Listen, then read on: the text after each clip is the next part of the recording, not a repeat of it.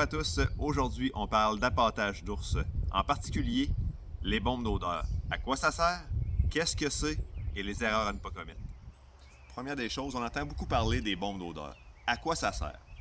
C'est simple, une bombe d'odeur, c'est pour aller chercher les ours à un maximum de distance. Mais il y a des erreurs à ne pas commettre, et c'est aujourd'hui qu'on en parle.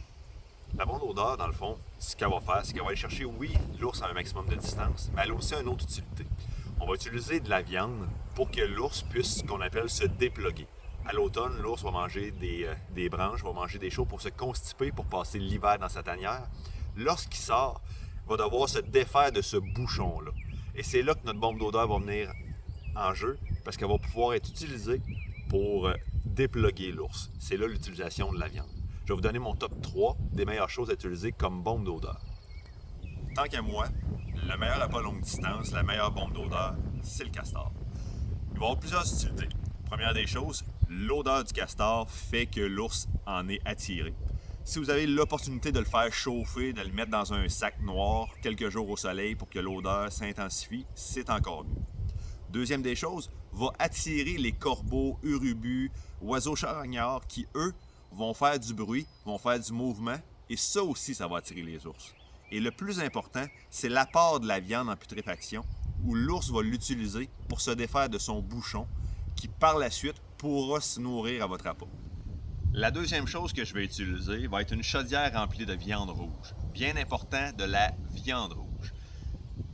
Idéalement, si vous avez l'opportunité d'en avoir deux, une pour accrocher pour diffuser l'odeur et une à mettre au sol pour attirer les oiseaux charognards, ça va faire vraiment un beau travail.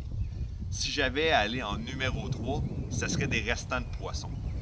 Oui, il y a une odeur très forte, mais pas nécessairement aussi alléchant que celle de la viande rouge. Certaines personnes croient que l'important, c'est que ça pue.